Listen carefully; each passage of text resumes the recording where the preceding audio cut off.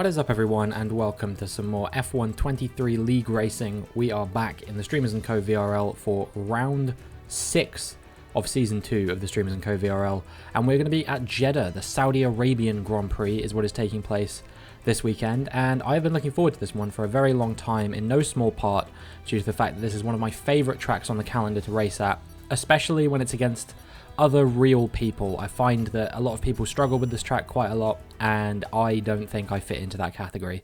So I am really hoping that we can continue our streak of scoring points here. We scored some points in Brazil. Well, I say some points. We scored a point in Brazil after a bit of a tumultuous weekend, and now here we are in qualifying. We're going to be on a fresh set of soft compound tyres and seeing what kind of time we can do. As usual, I think we'll probably end up doing 3 runs, so hopefully we keep improving over the course of the runs that we do. It's a 1:28.5 to kick things off. It's not a bad time by any stretch of the imagination, but certainly I reckon that there's a lot of room for improvement there, so hopefully we can find some of that described improvement, especially as I see a few people going into the 1:27s, mid 1:27s. Hopefully I can catch up with them. Now, not sure what Phil was doing here, but he did end up getting a penalty point for that, because he did end up costing me about a 10th through that corner, because he was just completely in my way. Not really sure what he was doing, but anyway, like I said, he got penalised, so that was the resolution of that problem. And now we're going to see what kind of time we can do in spite of that, knowing that we have a bit of time to be saved in the final run that we do during this this short qualifying session to kick off the weekend. We improved by about 0.4 of a second. It's a 1:28.1. And I reckon I can definitely get into the 1:27s by the end of the final run, which I am going to be on now. So here we are. We pick up around the same time we did on the previous lap. We'll see if I can make up any time through this straight. You can actually see that I'm losing time at the moment, and that's because I got drafted by Phil a little bit before he blocked me. And we end up tagging the outside wall. That causes me to turn in a bit early, which causes me to then tag the inside wall. And yeah, I have to abandon the lap, unfortunately. Based on the rate that I was improving, I maybe would have been ahead of Mare for P11 there. Other than that, I don't know. I think maybe we could have been among Mark, Simple and Ryan, but other than that, I don't think we would have been much further ahead there. So I'm not too disappointed about this. My teammate down in 15th, he's had a decent qualifying there, a few tenths off of me. Probably one of the closest qualifying gaps between the two of us this season, I'd have to say, so he's getting better there. We've got a couple people starting behind me who I reckon could potentially challenge me, particularly Alex, that sim racer in P20. I think that he could make life very difficult for me, but hopefully we can improve up a couple positions, get into the points. I'm sure there will be lots of chaos around the tight streets of the Jeddah Corniche Circuit. So yeah, we will see what we can do. We're going to be doing a medium hard strategy, I've decided. I imagine there will be some safety cars, so probably we will end up boxing onto a set of hards as soon as there is a safety car, I would imagine. And then if there's another safety car towards the end, maybe after sort of lap 9 or 10, perhaps we'll consider going for a 2-stop, boxing onto a set of softs. That was a strategy that worked very nicely for me in my career mode race around Canada, so I'm hoping that we can have a similarly strong strategy around here. It's all about being reactive. That's what league racing is, especially at this level. It's all about being reactive to the people around you, seeing, you know, when the safety cars come out and what the right strategy is at that particular time. And I have lost out on so many points this season just due to not taking enough risks when it comes to boxing and that kind of thing. So I am hoping that this time we'll be able to be a little bit braver. But we'll see what we can do as the lights come on and the lights go out, and we've had a pretty good getaway there. Nice quick reactions, and I don't think we're going to be coming under too much pressure here off the start. Back out nice and early though. We're quite close to the inside of the corner, so we end up getting overtaken by a couple of people, but it's all right. You know, I'm not gonna send it super early. I'm just gonna let the chaos unfold further up, and we can gain positions that way. So we've lost a few positions off the start, and we've actually been tagged from behind by the Ferrari of Mike, I believe, and that has knocked us all the way down into P19. But, well, things are never over until they're over. So I'm hoping that we should be more than capable of getting ourselves back into this race, even in spite of that fact. There was a bit of chaos in front of us as well, if I'm not mistaken.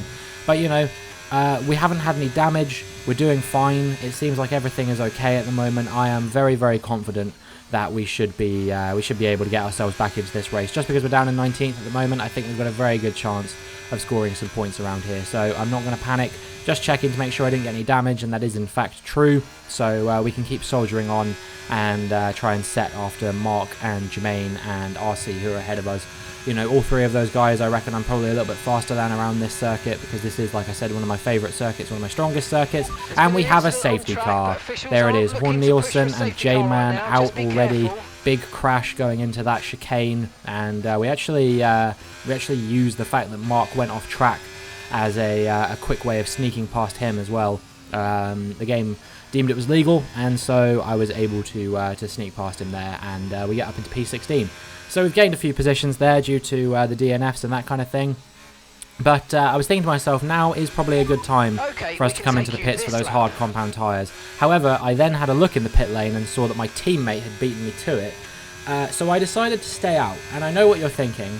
You always do this. You always do this, because that's what I was thinking to myself as well. You always decide to stay out, and it's never the right decision. However, if there is another safety car, which part of me is just so sure that there is going to be, if there is another safety car, then I should be absolutely fine to hopefully regain that ground that I might potentially lose. So we'll see what we can do. We do have a few cars behind us on slightly fresher tyres, but to be honest with you, we were only on those tyres running like on green flag conditions for less than one lap, so the tyres aren't even going to be that worn out. So I think we should be able to compete with whoever is around us. And hopefully we'll be able to make up some of these positions. You know, we've got RC and Jermaine directly ahead of us. Those are a couple guys who I'm pretty sure I can race with at least, if not potentially get ahead of. So yeah, we'll see what we can do as the race restarts now. We've got a bit of a better restart than Jermaine here by the looks of things, and I think we're potentially going to go for a move on him. Burning the battery, we're going to move to the outside, and he is going to dive up the inside at the corner. And we have to let him go for the time being. It annoyed me at the time, but actually that was very fair racing from Jermaine, so I can't be too annoyed about it, as we stay in P9 for the time being. He was just able to get that slightly later braking, which meant that I kind of had to either back out of that one or go for something I wasn't feeling brave enough to go for. It doesn't need to be a case of bravery around here. You know what I mean? You just need to try and be consistent. I think that's the biggest thing. And then more often than not, people will make mistakes around you. It's the same deal in tracks like Monaco, tracks like Baku, those kinds of circuits. When you race those in leagues, you find that the chaos comes to you, and you just have to do your best to avoid it.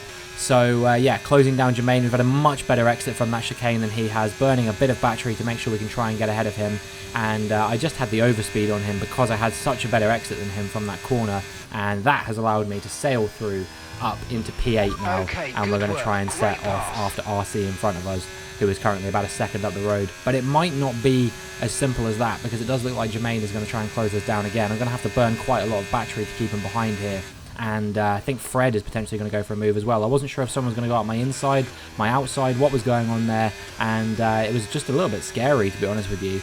I think there was a bit of an incident behind us, as evidenced by that yellow flag going on behind us. Jermaine's actually had to pull into the pits. Meanwhile, Fred is going to go for a move up the inside, not even going to fight that one, not even a little bit, quite frankly, because he's just so much faster. You know, a legitimate championship contender this season. I currently sit at 1 point in the championship, so yeah, there's basically no hope for me being involved in a championship fight. I'm just going to let him go and try and consolidate the points that I think I can actually race for. There's the second safety car, and that is exactly what I wanted to see for my strategy.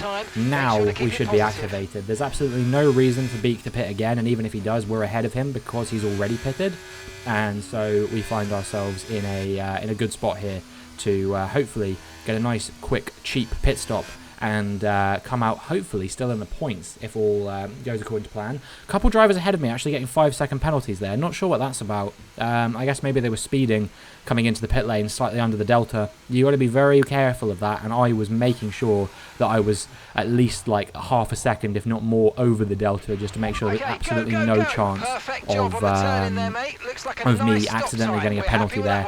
And it's worked out quite nicely for us because a lot of the people ahead of us have got penalties. I think we managed to jump a couple people into the pits there who maybe maybe we're repairing damage and that kind of thing as well. So yeah, we come out in a pretty good spot. Currently running in P8 because I believe RC ahead of us had to box again. I don't know if he got damage under the safety car or what the deal was. But yeah, second safety car restart incoming now. We've got KK in the Red Bull directly ahead of us.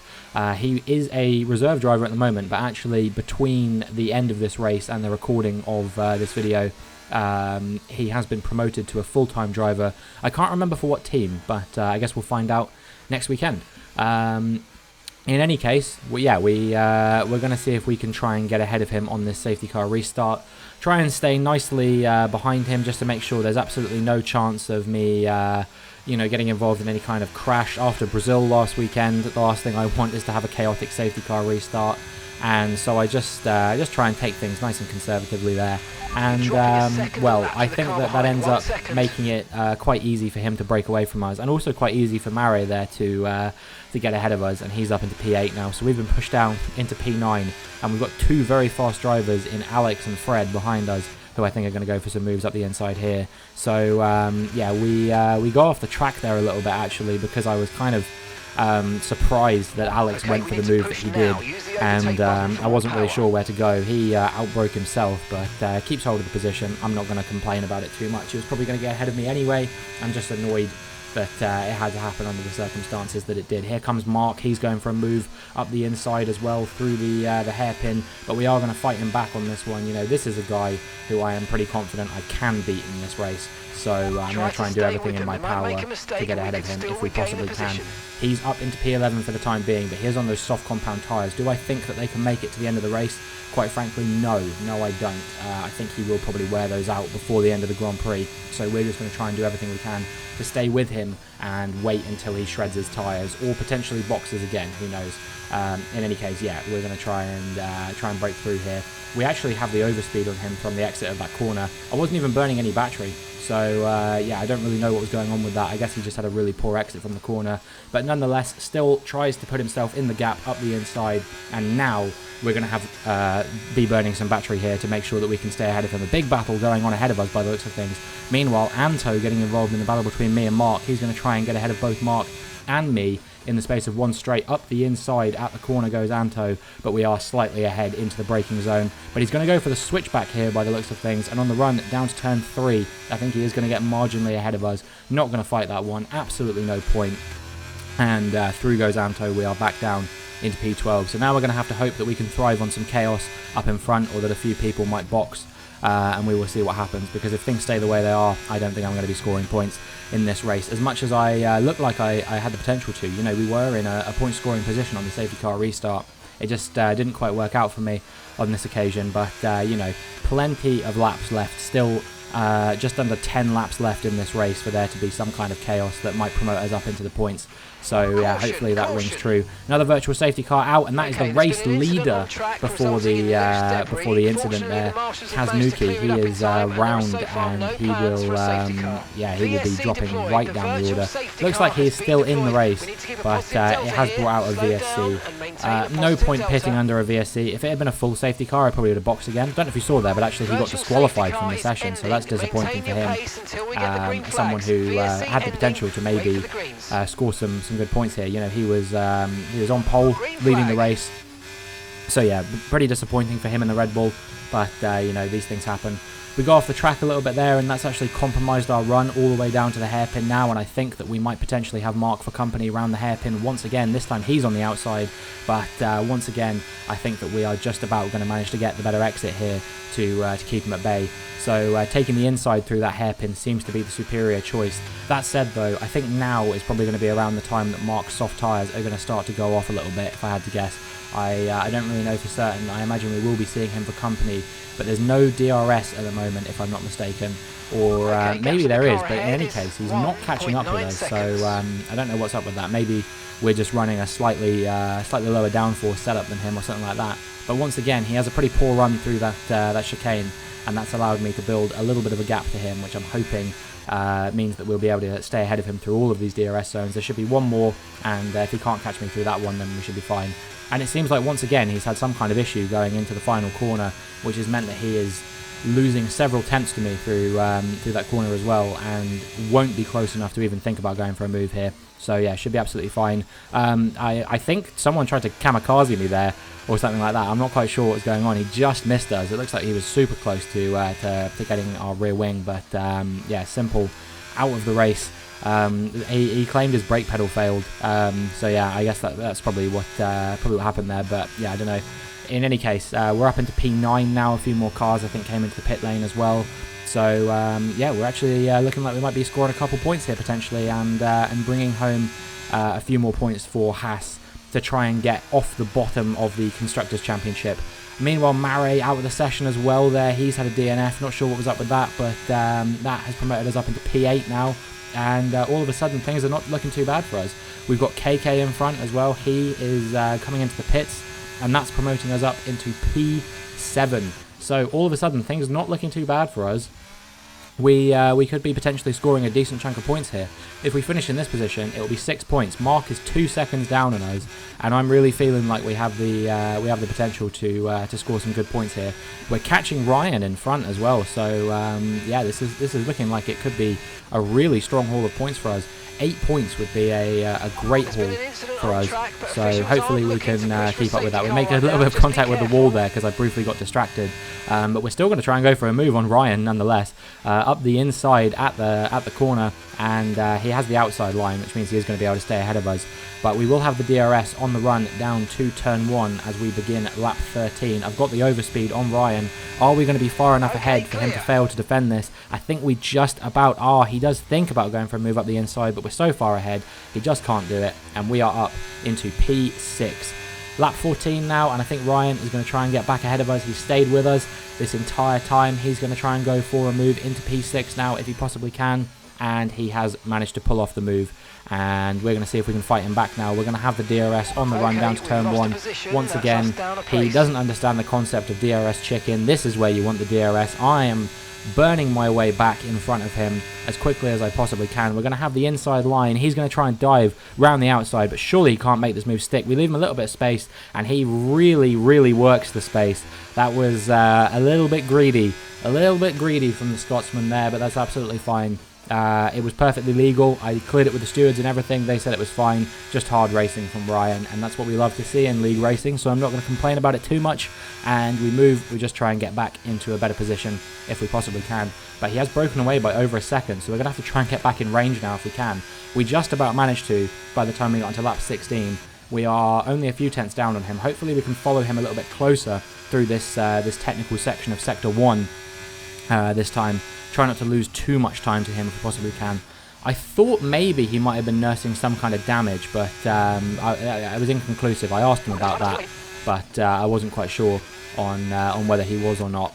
So yeah, it's possible he might be nursing some kind of damage. Generally, it seems like he has better pace than this around most of the circuits that we race at, but maybe he's been on these hards since lap 1 and me being on mine since lap 5. Maybe that makes all the difference. Thought about going for a move up the inside there. We've destabilised him a little bit, given him a bit of a poor run through there. He had to give us a bit of room, and that has enabled us to get a slightly better exit from the corner. We'll get the overspeed on him with the DRS as well, and by the time that we get to the final corner, we are ahead of him. However, that is going to enable him to have the DRS on the run down into turn 1. So yeah, not taking my own advice there. I said this was the place where you wanted to have DRS, and I am without it on this occasion. Maybe strategic from Ryan letting me go there so he could try and get back ahead of me. However, I've been burning just enough battery here to make sure that he can't get back ahead of me on this occasion, and so we are through up into P6 legitimately with 2 laps to go here. I think we have a really, really good chance of keeping him behind, and hopefully we'll be able to hold on to this P6. 8 points in the bag if we can get this P6 here, and well, that would be a significantly better result than the result that we got in Brazil, which was a P10 that we earned through penalties. This time we would be scoring points on track no matter what. We've not been involved in any incidents that were our fault, so there's no way we could be getting any penalties, and it looks like this is going to be a legitimate point scoring opportunity. Next car behind Ryan is my teammate as well, so he will be probably scoring points no matter what you would have to say. But I don't think we're going to be coming under any kind of pressure from him by the looks of things. 8.7 seconds down with 1 lap to go. The only thing that can change it is if me and Ryan come together. He has managed to get back ahead of me here. He's back up into P6. But we have 1 lap left to try and re-overtake him. 3 DRS zones. We'll see what we can do. First things first, we have to stay close to him through the technical section, and both of our tyres have definitely started to go off at this point. You can see I'm struggling, lifting a lot through these corners, braking into that one as well. So we've managed to keep the gap at about 5/10 to Ryan. We had a much better exit from the corner. That's going to allow us to close him down into the hairpin before we start sector 2, and now is going to be crunch time. These DRS zones are going to be absolutely critical. Alex is out of the race. That's going to promote both me and Ryan up 1 position, so we have the potential to score double digits worth of points. Looks like he tagged the wall there. That's given him a bad exit there as well, so we're going to be right on his tail. 0.2 of a second separate us at the moment, and this is absolutely critical for us to try and get ahead of him now if we absolutely can. We're going to be so close, but just not quite close enough to go for the move. And honestly, it probably wasn't a good idea to go for the move there anyway, because that would have given him 2 DRS zones to try and overtake us potentially. Dustin takes the victory here in Saudi Arabia. We didn't even see him all race, quite frankly.